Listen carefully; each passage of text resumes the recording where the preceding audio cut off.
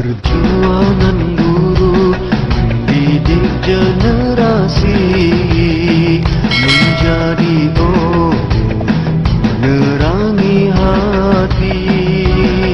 Terus hadapi kejayaan agama,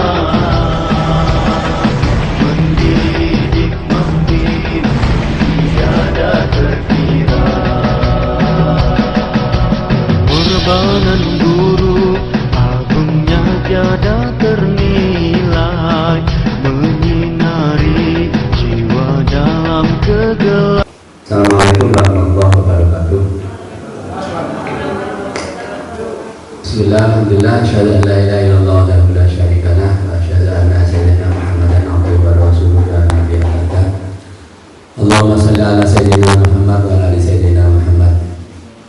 Yang saya hormati Ketua Yayasan Pak Haji Habibie Maulana, yang saya hormati Kepala SMA Ma'arif Pandaan Pak Haji Mariat SPD, para wakil dan dewan guru yang berbahagia. Alhamdulillah, bersyukur kepada Allah saya bisa hadir, semuanya kita bisa hadir untuk merencanakan mungkin atau hanya persiapan untuk tahun ajaran 2022-2023. Ini saya hormati Pak Suhadi, alhamdulillah sehat pagi ini, mudah-mudahan tetap sehat. Ini saya lihat aktif terus di YouTube ini Pak ini. Saya ikuti YouTube-nya.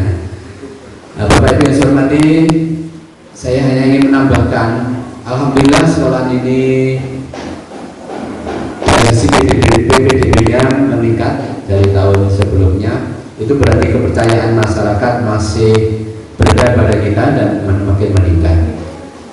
Yang kedua, ketahuilah bahwa yayasan berusaha sekeras tenaga dengan berbagai teknik satu untuk meningkatkan kesejahteraan panjenengan semuanya secara merata.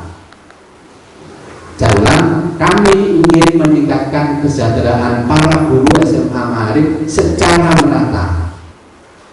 Oleh karena itu namanya merata, pasti yang biar duduk didik atau didono didik, si kendaan di ratusan didik mungkin begitu. Sehingga tekniknya, dan antara lain juga kita berusaha mencari sumber-sumber lain. Kita sedang merendahkan sumber-sumber lain sehingga bisa untuk menambah kesejahteraan guru. Itu rencana kami di yayasan, mungkin dalam 1 tahun ke depan atau tahun berikutnya kita akan memprogram seperti itu. Di samping kita akan membenahi sarana terutama gedung yang ada di sekolah ini. Perlu diketahui, mungkin ada yang belum tahu, Gayokose yang sebelah barat itu di Edel-Edel itu rencananya makanya sedikit diperluas, ada sedikit lapangan di situ nanti, dan tahu lapangan yang jelas bukan lapangan basket karena getar, dan sedikit kantin yang ada di situ tambahannya. Itu kita persiapkan. Insya Allah tahun ini selesai. Berikut juga kita akan merubah sedikit wajah sekolah ini. Karena sume ibu-ibu sekarang pengen ganti warna sesuai dengan warna baju. Abu didik atau ibu-ibu didik mana biasanya. Jilbabnya cerah, biasanya rata-rata urin. Saya lihat itu ibu-ibu istri saya itu dengan anak saya dua macam-macam benges.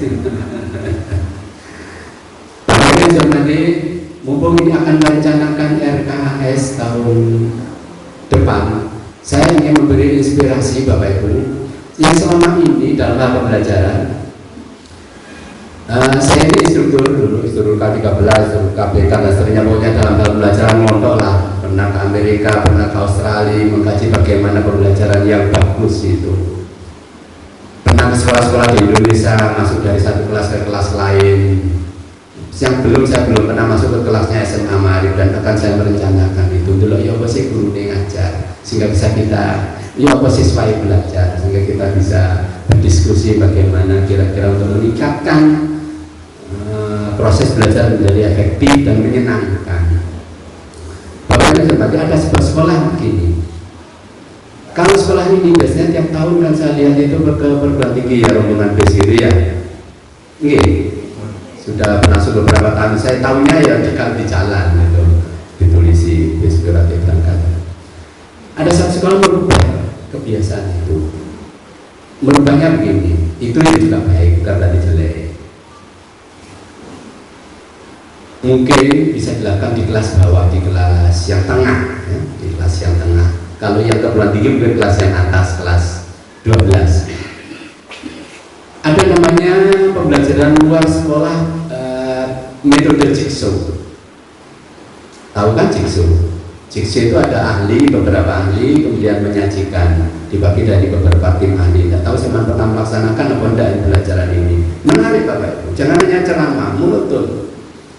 Jangan harus berubah. Saya lihat guru-gurunya guru-guru yang masih muda punya potensi. Guru, kenapa ini sedikit? Kenapa kok ada yang tidak dianggap oleh siswa? Karena monoton gurunya. Apalagi sekarang belajar itu bisa dari mana-mana, tanpa guru pun bisa, ya kan Bapak Ibu? Maka guru harus berubah, harus tidak sama dengan Google. Kalau masih sama dengan Google, maka jangan ditinggalkan, dia akan mencari jawaban itu di Google. Dan di Google lebih cerdas dan lebih cepat daripada buku. Enggak buku kesuwen. Google langsung tanya. Langsung, mengapa ini? Saya jawab, ada data langsung kita beroleh. Gak usah guru jadinya. Maka guru harus berubah.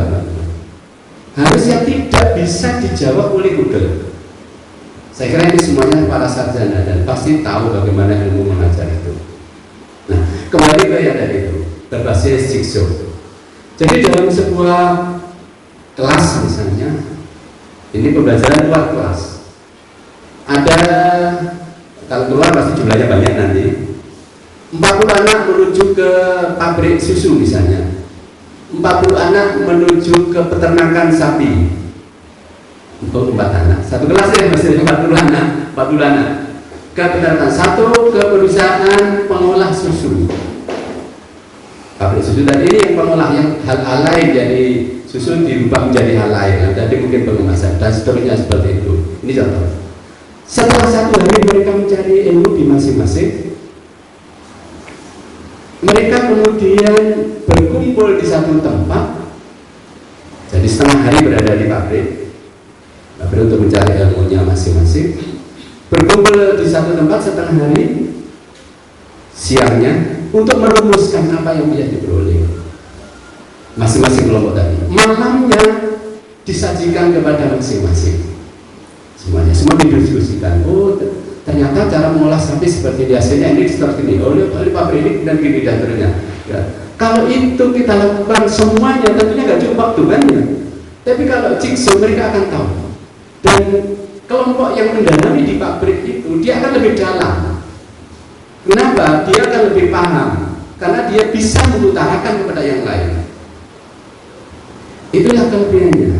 Jadi dia kemudian mengutarakan, tidak hanya membaca, melihatnya, tetapi mengutarakan. Itu sudah proses belajar tingkat yang kedua. Apalagi kemudian ketika teman bulan mencoba melakukan, merumuskan bagaimana caranya. Ini salah satu contoh. Mungkin bisa dicoba diterapkan suara. Kalau di SD Ma'arif dulu terkenal dengan bandenya yang sama. Di samping mungkin memperkuat keterampilan PLK-nya. Jadi habiskan materi satu semester terakhir untuk kelas 9. Kelas 9 tadi kan sampai semester 9, kelas 9 kan ya. Bagaimana caranya atur? Di kurikulum sekarang memiliki kesempatan untuk itu. Kalau itu tidak ditangkap maka sama dengan kurikulum sebelumnya Pak Oa yang ngajarin.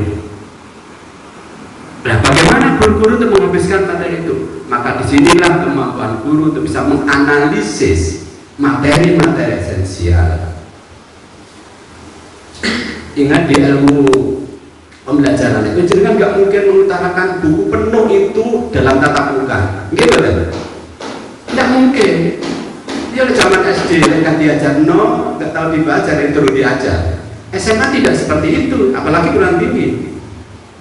Artinya dia harus menganalisis, materi ini harus saya sampaikan karena ini adalah prinsip materinya. Berikutnya adalah penugasan, diskusi dan seterusnya. Maka itu akan bisa berjalan menjadi lebih cepat melaksanakan materinya. Dan ini sekali lagi diberi kesempatan oleh kurikulum Merdeka. Namanya Merdeka. Masing-masing sekolah berhak mengelolanya. Kenaikan kelas apa jadi sekolah? Iya kan? Kelulusan apa jadi sekolah? Tidak ada standar nasional. Nah, ini seperti kembali tahun sebelum tahun 80-an. Maka masing-masing sekolah akan menunjukkan kualitasnya sendiri-sendiri. Ini SMA Maarif sekali lagi dulu pernah saya utarakan memiliki 3 ciri. 1, keilmuan, harus persiapkan jenengan. Yang kedua, keterampilan, karena ini SMA, tidak semuanya ke perguruan tinggi, tetapi ada sebagian yang harus kerja. Yang ketiga, keagamaan, karena ini adalah sekolah berbasis agama. Oleh karena itu dalam rancangan kegiatan tahun depan yang harus mulai, karena semua kegiatan ini pasti muncul anggaran ya Bapak Ibu ya. Kalau anggarannya sama dengan yang tahun kemarin, alamat kegiatannya bodoh benar kemarin. Kalau mau membuat kegiatan lain baru anggarannya, itu jadinya. Efektifkan anggaran yang ada untuk menuju sekali lagi kita ini melayani siswa, melayani peserta didik. Insya Allah bisa kita laksanakan dengan tenaga-tenaga yang masih muda. Ingat, dengan mumpung masih muda harus berkreasi. Selalu saya katakan, menit-menit jaga betul. Mampu masih muda, kuras otaknya, kuras kreasinya, supaya menjadi orang yang bermanfaat. Tidak hanya itu, supaya hidup ini kan hanya itu sih. Kalau hidup ini kurang bisa membawa manfaat, tentang apa dia hidup? Kuras itu, gunakan terus-menerus. Insya Allah balasan itu ada yang mengatur itu. Kami yang berpikir, Allah yang akan menjamin. Wallahu